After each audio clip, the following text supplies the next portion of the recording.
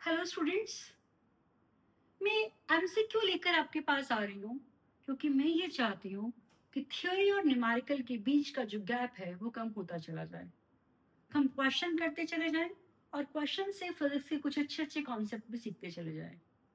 तो इसीलिए आज मैं आपके पास लाई हूँ करंट इलेक्ट्रिसिटी के कुछ टाइम कंज्यूमिंग प्रॉब्लम, कुछ ब्रेन कंज्यूमिंग प्रॉब्लम्स। और जो फर्स्ट क्वेश्चन हमारा है वो है हीटिंग इफेक्ट ऑफ करंट से। तो ये क्वेश्चन थोड़ा टाइम लेने वाले हैं as compare to regular questions.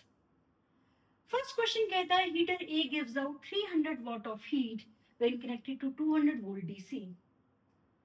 200 volt DC लगाने पर 300 वॉट पावर खर्च करता है और दूसरे वाला 200 वोल्ट सेम वोल्टेज अप्लाई करने पर 600 पावर कंज्यूम करता है, 600 वॉट। और अगर इन दोनों को सीरीज में लगा दिया जाए तो बच्चों क्या आउटपुट हीट का आएगा?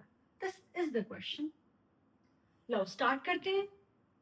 देखिए जाए, ये रेजिस्टेंस वन ले ली मैंने फर्स्ट हीटर की, जिसको मैंने लगाया है 200 वोल्ट डीसी के साथ।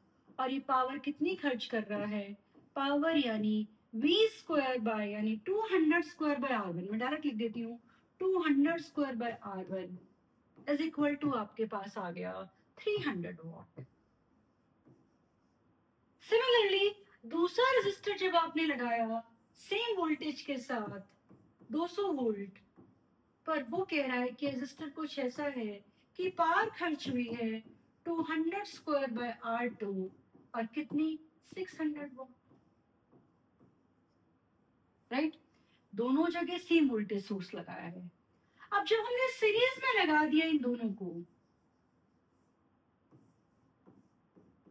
सेम वोल्टेज सोर्स 200 से R1 और R2, तो पावर कितनी कंज्यूम होगी सीरीज में लगाने के बाद? ये आएगा 200 square upon R1 plus R2। Simple सी बात।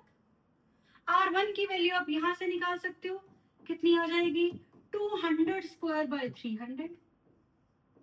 R2 की वैल्यू यहां से आ जाएगी 200 स्क्वायर बाय 600 और ये वैल्यूज हम इसमें पुट कर देंगे।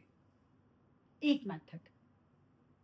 पर मैं एक बात और बताती हूँ आपको, अगर एक बल्ब, एक रेजिस्टर को पहले V वोल्टेज से लगाया जाए और वो P1 पावर खर्च करे, दूसरे रेजिस्टर, दूसरे बल्ब, जो भी चीज है, उसे भी सेम वोल्टेज V से लगाया जाए, सेम वोल्टेज, और वो पावर P2 खर्च करे, फिर उन दोनों को सीरीज में सेम वोल्टेज से लगाया जाए 200 200 200, जो पावर कंज्यूम होती है वो होती है PS is equal to P1 P2 upon P1 plus P2। तो आप इस क्वेश्चन को पूरा भी सॉल्व करेंगे और इस मेथड से भी सॉल्व करेंगे। पर मैम मैं इससे ही सॉल्व क्यों ना कर लूं? शॉर्ट है, इससे इतना लंबा क्यों करूं? क्यों बच्चा, क्यों नहीं करे? अगर यहाँ 200 वोल्ट की जगह 300 वोल्ट दे दिया होता तो आप क्या करते? तो पूरा सॉल्व करना पड़ता ना। इसलिए पूरा सॉल्व करना भी आपको आना चाहिए और शॉर्टकट तो याद होना ही चाहिए। सॉल्व आप करोगे तो वैल्यू आपके पास आ जाएगी 200 वॉट। ओके, मैं कैलकुलेशन नहीं करती हूँ। क्यों नहीं कर रही हूँ मैं कैलकुलेशन? ताकि आप करें। हम सीखने आए हैं, कोई वीडियो देखने नहीं आए हैं, हम कोई मूवी देखने नहीं आए हैं। और फिजिक्स तभी होगी जब आप पेन पेपर लेकर प्रैक्टिस करेंगे, पूरा अच्छे से सॉल्व करेंगे। If an ammeter is to be used in place of voltmeter, सबसे पहली बात समझ लो, एमीटर की रेजिस्टेंस बड़ी लो होती है और वोल्टमीटर की बहुत हाई होती है। तो किसी भी लो रेजिस्टेंस को हाई रेजिस्टेंस बनाने के लिए उसके साथ सीरीज में बड़ी सी रेजिस्टेंस को जोड़ देते हैं। पैरेलल पे जोड़ने पे तो रेजिस्टेंस कम हो जाती है, सीरीज में बड़ी सी रेजिस्टेंस को जोड़ देते हैं। तो मैंने क्वेश्चन पढ़ा भी नहीं, इतनी बातें मेरे दिमाग में आ गई कि एमीटर को वोल्टमीटर की जगह यूज करना है तो मुझे क्या करना पड़ेगा? तो मुझे करना पड़ेगा हाई रेजिस्टेंस इन सीरीज। समझ गए? उल्टा होता, वोल्टमीटर को एमीटर में कन्वर्ट करना होता तो बताओ क्या करते? शाबाश। हाई रेजिस्टेंस को लो रेजिस्टेंस में कन्वर्ट करना होता तो इसके पैरेलल में एक छोटी सी रेजिस्टेंस लगा देते जिसको हम कहते हैं शंटिंग कर देते। ठीक है, तो एमीटर को वोल्टमीटर में कन्वर्ट करने के लिए उसके साथ सीरीज में रेजिस्टेंस लगा दो बड़े वाला, और वोल्टमीटर को एमीटर में कन्वर्ट करने के लिए उसके साथ पैरेलल में रेजिस्टेंस लगा दो छोटे वाला। अभी जो मैंने बात बोली है ना एक लाइन, इसको अच्छे से लिख भी लो नोटबुक के अंदर, तभी याद रहेगी, अपने शॉर्ट नोट्स में ऐड कर लो। ठीक है, राइट, तो आपके पास आ गया है आंसर सी ऑप्शन। हम चलते हैं क्वेश्चन नंबर 3 की तरफ। देखो मैंने आपको दोनों बातों में दोनों क्वेश्चन में बड़ी अच्छी बातें सिखाई है। When an emitter of negligible internal resistance is inserted in series with circuit, it reads 1 ampere. Okay? कुछ लंबा सा क्वेश्चन दे रखा है, आओ आगे चलते हैं, अभी हम ऑप्शंस को नहीं देखते। When emitter of negligible internal resistance is inserted in series with circuit, it reads 1 ampere. Ammeter के रेजिस्टेंस मत मानो, पर ये कितना करंट दिखा रहा है, 1 एम्पियर। तो आपके पास 1 एम्पियर किसके बराबर आ जाएगा, 12 अपॉन x प्लस वाई। अभी तो ये ओपन है ना बेटा, ठीक है, okay. When the voltmeter of very large resistance is connected across x, voltmeter of large resistance क्या मेजर करता है, इसमें से कोई करंट पास नहीं करता, तो ये क्या मेजर करता है, इसकी वोल्टेज। इट रीड्स 1 वोल्ट, यानी 1 is equal to I X, और आई कितना था 1, v is equal to I R है ना बेटा, आई एक्स, तो v आपके पास 1 और आई 1 x, तो यहां से x आपके पास 1 आ गया, 1 ohm. Okay, when the point A and B are shorted by connecting wire, तो यही पॉइंट A और B होंगे बेटा शायद, इनको ऐसे जोड़ दिया। जब इनको ऐसे जोड़ दिया हमने, तो सर्किट में करंट ऐसे फ्लो करेगा, ऐसे और ऐसे चला जाएगा, इसमें से तो पास ही नहीं करेगा। तब कह रहा है the voltmeter measures 10 volt across the battery, 10 volt across the battery, इसका मतलब बैटरी की भी कोई रेजिस्टेंस थी, तो ठीक है, यहां पर हम आर ऐड कर लेते हैं। ठीक है, तो इसके अक्रॉस वो कितना मेजर करता है बेटा, बैटरी के अक्रॉस कितना मेजर करता है, ई माइनस आई आर। कितना दे रहा है ये मेजर कर रहा है 10, और ई कितना दिया है हमारे पास 12। आई कितना आएगा ऐसी कंडीशन में, जब हमने इसको शॉर्ट कर दिया, तो आई कितना आएगा 12 upon R plus X. X आप ऑलरेडी निकाल चुके हो, 1 सीधा पुट कर दो बेटा मैं यहाँ पर, into R is equal to 10, क्योंकि एक्स तो मैं निकाल भी चुकी हूँ। राइट, यहां से आपको क्या निकालना है, internal resistance of the battery. तो आई गेस इस इक्वेशन की तो मुझे जरूरत ही नहीं पड़ी, इन दो से ही काम चल गया। आप सॉल्व करिए और स्मॉल आर की वैल्यू निकाल दीजिए। राइट, निकाल लेंगे ना आप लोग। ओके, स्टेप बाय स्टेप चलिए, टाइम लगा है क्वेश्चन करने में, टाइम लगा है। देखो जब मैंने भी किया ना इस क्वेश्चन को, तो मैंने सोचा नहीं बैटरी की इंटरनल रेजिस्टेंस होगी, मैंने स्टार्ट करना शुरू कर दिया, इसको काम करना शुरू कर दिया, जैसे जैसे मिला तो अपन ने इसको सॉल्व कर लिया। तो मुझे भी टाइम लगा सॉल्व करने में, तो आपको भी लगेगा, तो भागे नहीं कि फटाफट से क्वेश्चन क्यों नहीं हो रहा है, no. Okay, resistance R1 and R2 each 60 ohm, ये भी 60 ओम है, ये भी 60 ohm, are connected in series as shown in figure, और पोटेंशियल डिफरेंस A और B के बीच में है 120 वोल्ट। इन दोनों के बीच में पोटेंशियल डिफरेंस 120 वोल्ट अप्लाई किया गया है। Then what will be the reading of voltmeter connected between C and D, C और D के बीच में आपने एक वोल्टमीटर लगा रखा है, दिखा रखा है, जिसकी रेजिस्टेंस 120 ओम है। बहुत आसानी, ये पूरा पोटेंशियल डिफरेंस 120 वोल्ट है, इसकी रेजिस्टेंस कितनी है 60, और इसकी भी 60, और इसकी रेजिस्टेंस 120। ये दोनों पैरेलल में R1 R2 अपन R1 प्लस R2 आप करेंगे तो ये आ जाएगा आपके पास 40 ओम। ठीक है, 120 वोल्ट को आपने डिवाइड करना है किस रेशो में, 60:40, 60:40 में आपको डिवाइड करना है। राइट, तो आपके पास वोल्टेज क्या आएगी, ध्यान से समझना, ये V1 ये V2 अगर आपको ऐसे निकालना हो तो V2 क्या होती है, R2 upon R1 plus R2 into total voltage. जब भी सीरीज में वोल्टेज को डिवाइड किया जाता है तो डायरेक्ट प्रोपोर्शन में डिवाइड किया जाता है। V1 निकालना हो तो R1 upon R1 plus R2 V निकाल देते हैं। तो R2 क्या है बेटा, यहाँ पर हमारे पास नेट वोल्टेज की resistance 40 Om, 60 plus 40 and what is the value of V, applied voltage is 120। Solve कीजिएगा, हो गया सर।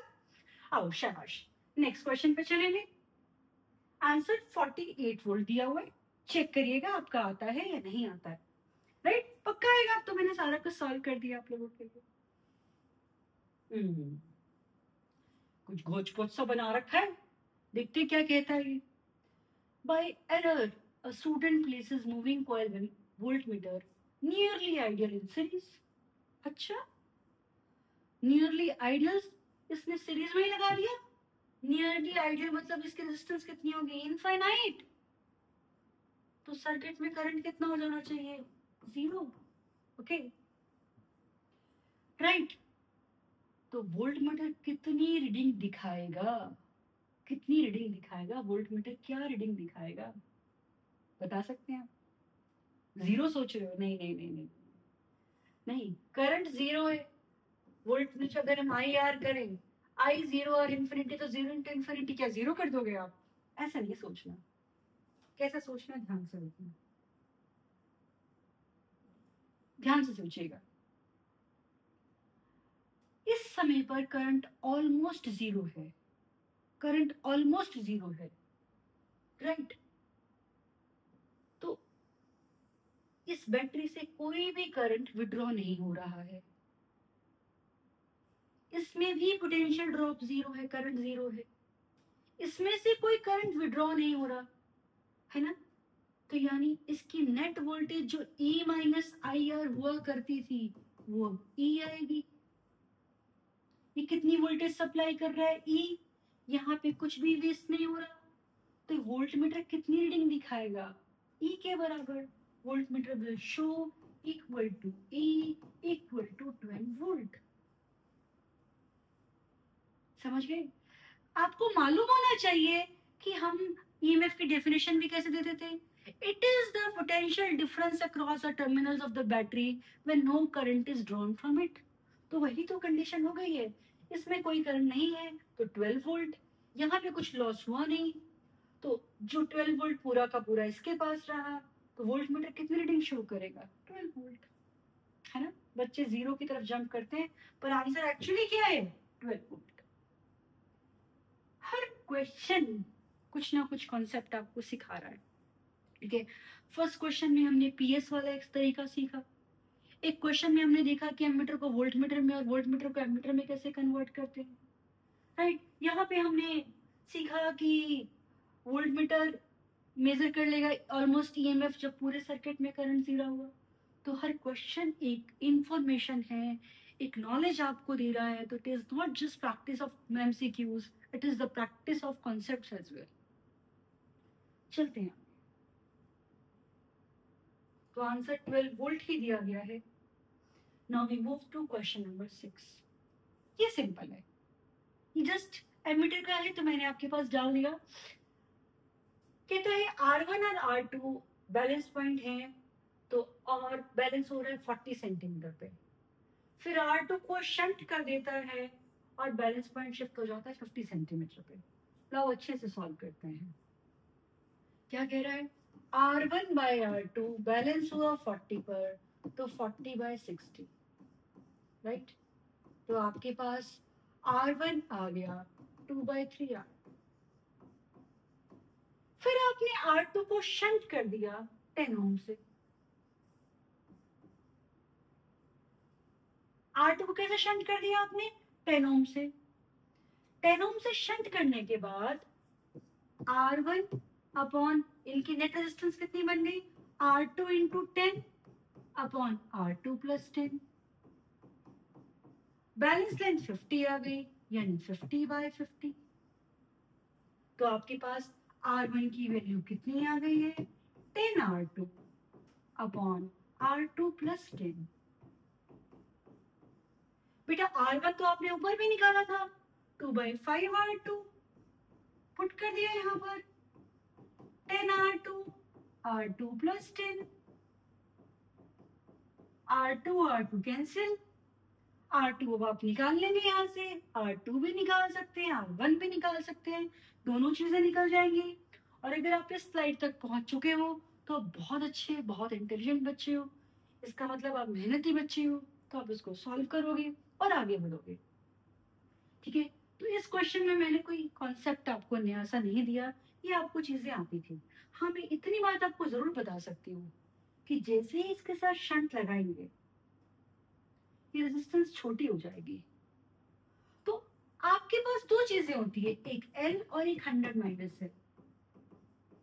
जैसे आप इसको बढ़ाओगे ये बढ़ जाएगी, जैसे इसको कम करोगे ये कम हो जाएगी। R1 को बढ़ाने से L बढ़ जाती है और 100 माइनस L कम हो जाती है। R2 को बढ़ाने से 100 माइनस L बढ़ जाती है। आपने क्या किया, शंट लगा दी तो इसको कम कर दिया, राइट गैप की रेजिस्टेंस को कम कर दिया, तो 100 माइनस L भी कम हो गई। पहले कितनी थी 60 और ये कितनी हो गई 50। ठीक है, ये बात तो मैंने आपको सिखा दी। Okay, next question. Figure shows a meter bridge with AB equal to 100, X equal to 100 centimetre. अच्छा, AB की मीटर ब्रिज होगा ना ये। अच्छा, ये मीटर ब्रिज और गैल्वेनोमीटर को यूं करके दिखा दिया है, ये मीटर ब्रिज है, गैल्वेनोमीटर को ऐसे करके दिखा दिया। ठीक है, ओके, कहता है X 12 है और R 18 है, बैलेंस पॉइंट बताओ कितना है शायद। फिर R को 8 ओम कर दिया, फिर दोबारा बैलेंस पॉइंट बताओ और कितना मूव किया ये बताओ। लो, शाबाश। X बाय R यानी 12/18 किसके बराबर होगा? L upon 100 minus L। ठीक है, तो आपके पास 2/3 आ गया, L अपॉन 100 माइनस L। तो 200 minus 2L is equal to 3L, 200 is equal to 5L। L आ गया आपके पास 200/5 यानी कि 40 सेंटीमीटर। ओके, फिर कहता है कि आपने R को बना दिया 8, तो 12/8 आ गया। फिर से लेंथ निकाल लो, L dash upon 100 minus L dash, right. इसको आप सॉल्व कर लोगे, L डैश कितना आएगा? 4 3 4 2 300 माइनस, मेरी जैसे टीचर मिलेगी सॉल्व कर रही है, देखो नहीं मिलेगी ना। मैं बहुत सारी फालतू बातें नहीं कर रही, मैं चाह रही हूँ बस आप सीखो, कॉन्सेप्ट को सीखो। मोटिवेशन आपके पास बहुत है, भर भर के है। तो पहले लेंथ थी 40 और अब हो गई है 60, तो कितना शिफ्ट किया हमने? 20। किधर शिफ्ट किया? Right side. तो आपके पास दोनों ऑप्शन अगर पूछी गई हो कि राइट या लेफ्ट, तो वो भी आपने ध्यान देना है। यहाँ तो सिंपल बात पूछी गई 20। ठीक है, इस क्वेश्चन में बस इस डायग्राम को देख लो आप, दिखने में मीटर ब्रिज नहीं लग रहा था। ये हम ऐसे दिखा देते थे ना, बीच से यूं गैल्वेनोमीटर इन्होंने टेढ़ा करके दिखाया है, बस इतना सा फर्क है। आओ हंसते खेलते हम क्वेश्चन नंबर 8 पर आ चुके हैं, है ना? आगे ना, चलो। In the circuit shown in figure, reading of voltmeter is V1 when only S1 is connected, S1 is closed. फिर V2 when S2 is closed. और जब दोनों क्लोज कर देंगे तो चेक करके लो, आ जाओ सॉल्व करते हैं। जब इसको क्लोज कर देते हैं, इसको क्लोज नहीं करते, तो सर्किट क्या बन जाता है बेटा आपके पास? R और 3R, और वोल्टेज आपने दे रखी है E। तो बेटा इसके अक्रॉस वोल्टेज क्या होगी? अभी बताया था मैंने आपको, वोल्टेज कैसे डिवाइड होती है, ये V1 ये V2, ये कितनी कैसे डिवाइड होगी? इसके अक्रॉस वोल्टेज, अच्छा V1 V2 नाम नहीं देते हैं, बस आप ये देख लेते हैं, इसके अक्रॉस वोल्टेज इन्होंने लिख रखी है V1, वो V1 किसके बराबर होगी? 3R upon R plus 3R into में E, यानी 3/4E, राइट। अगली बार आपने S1 को तो ओपन कर दिया और S2 को क्लोज कर दिया, तो यहाँ R और 6R आ गया, तो V2 किसके बराबर हो जाएगी? 6RE upon R plus 6R, यानी 6E/7। ये ज्यादा ये कम तो लग ही रही है। अब V3 कब आया? जब आपने दोनों को जोड़ दिया। दोनों को जोड़ दिया तो 3R और 6R मिलके क्या बन गया? 2R। तो ये सर्किट R2R जैसा बन गया, R2R। तो V3 कितनी आएगी? 2R upon R plus 2R into E, यानी 2/3E। ये 0.75 समथिंग आ रही है, ये 0.6 समथिंग आ रही है, ये सबसे ज्यादा आ रही है। कंपैरिजन इन्होंने पूछा है, तो मेरे पास तो सबसे ज्यादा V2 आ रही है। बिल्कुल यही ऑप्शन है जिसमें V2 सबसे ज्यादा है। तो ये अच्छा क्वेश्चन था, टाइम लगाने वाला क्वेश्चन था, टफ नहीं था। Come to question number 9। दिखाई दे रहा है आपको ये? मुझे ऐसा क्यों लग रहा है कि आपको ये कम दिखाई दे रहा होगा। दिखाई दे रहा है? ओके, इधर से थोड़ा सा कम दिखाई दे रहा है। चलो देख लेते हैं। बेटा 3 रेजिस्टेंस है सीरीज में, इसकी नेट रेजिस्टेंस है R/3, इसकी 3R, R और R पैरेलल में R/2 प्लस R 3R/2, यानी 1.5R। और ये R और R 2R और R यानी 2R/3, यानी कोई 0.67R है ना, comes like this। ओके, अब कह रहा है कि सब में सेम करंट पास किया, सब में सेम करंट पास किया, तो जिसकी रेजिस्टेंस ज्यादा उसमें पावर भी ज्यादा कंज्यूम होगी। सबसे ज्यादा रेजिस्टेंस तो मुझे इसकी दिखाई दे रही है और सबसे कम 0.33 इसके आसपास दिखाई दे रही है। तो ये वाली 2 वाली सबसे ज्यादा होनी चाहिए, 2 वाली सबसे ज्यादा, एक ही ऑप्शन दे रखी है वो। और सबसे कम किसकी होनी चाहिए आपके पास? 1 की। बिल्कुल सही ऑप्शन आ गया हमारे पास। ऐसे आपको करना था क्वेश्चन। आ जाओ।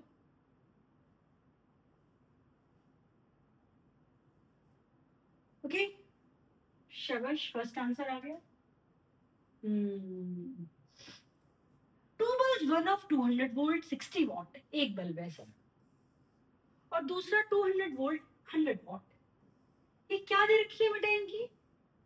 Specified voltage, specified power, specified voltage, specified power. Okay, और आपको पता है, पता होना चाहिए, पावर होती है V²/R। स्पेसिफाइड हो तो स्पेसिफाइड लिख लें, R है VS²/PS। अब अगर घर में कम वोल्टेज आ रही होगी तो पावर चेंज हो जाएगी, रेजिस्टेंस चेंज नहीं होगी, है ना। तो रेजिस्टेंस तो स्टैंडर्ड है, कांस्टेंट है। पावर वोल्टेज अप्लाई चेंज करने से एसटी पावर चेंज हो जाती है, पर आर चेंज नहीं होती। तो यहां से समझ में आ रहा है कि जिसकी स्पेसिफाइड पावर ज्यादा है 100 वॉट, उसकी रेजिस्टेंस कम होगी। Okay right. अभी कह रहे हैं दोनों को आपने सीरीज में लगा दिया, पावर कंज्यूम्ड क्या होगी? आ जाओ देखते हैं। पहले वाले की आपके पास स्पेसिफाइड वोल्टेज है, स्पेसिफाइड पावर है, तो R1 क्या होगी? अब P क्या था? V²/R, तो R क्या होगा? V²/P, यानी कि 200²/60। दूसरे वाले के लिए 200²/100। Okay okay, now they are connected in series. ऐसा क्वेश्चन हम कर चुके हैं। क्या आंसर था? PS P1 P2 upon P1 plus P2। और मैं फिर भी पूरा करके दिखा रही हूँ आपको। अब सीरीज में लगाने पर पावर क्या आएगी? V²/RS, यानी 200² R1 प्लस R2। और R1 और R2 की वैल्यू यहां से आपने डाल देनी है, यानी 200² अपॉन 200²/60 प्लस 200²/100। समझ रहे हो? और यहां से आपके पास पावर सीरीज की निकल आएगी। आप चाहते तो P1 P2 upon P1 plus P2 भी लगा सकते थे, पर किस कंडीशन में लगेगी? जब जो वोल्टेज यहाँ, वो वोल्टेज यहाँ, वही वोल्टेज यहाँ पर, राइट। ओके, तो आपका आंसर आ गया कितना, 37.5 वॉट। ओके, नेक्स्ट क्वेश्चन पे हम चलते हैं। 360 watt bulbs are mistakenly wired in series and connected to 120 volt power supply. Assume that light bulbs are rated for single connection of 120 volt. Her bulb की specified voltage ये थी। चलो solve करते हैं। सबकी वीएस क्या थी, 120। सबकी पीएस क्या थी, 60। आर होगा वी स्क्वायर बाई पी, कितना, 120 स्क्वायर बाई 60 हर एक। अब हमने इनको क्या किया, तीनों बल्ब को, बल्ब बनाऊं क्या, बल्ब बना देते हैं। कितनी थी बेटा, 60। तीनों बल्ब को मैंने, कितने गंदे बल्ब बनाए ना मैंने, कोई बात नहीं, एडजस्ट कर लोगे आप लोग, 120 वोल्ट से लगा दिया। राइट, समझ गए। तो बच्चे आपसे पूछा जा रहा है कि पावर कितनी कंज्यूम होगी हर एक की।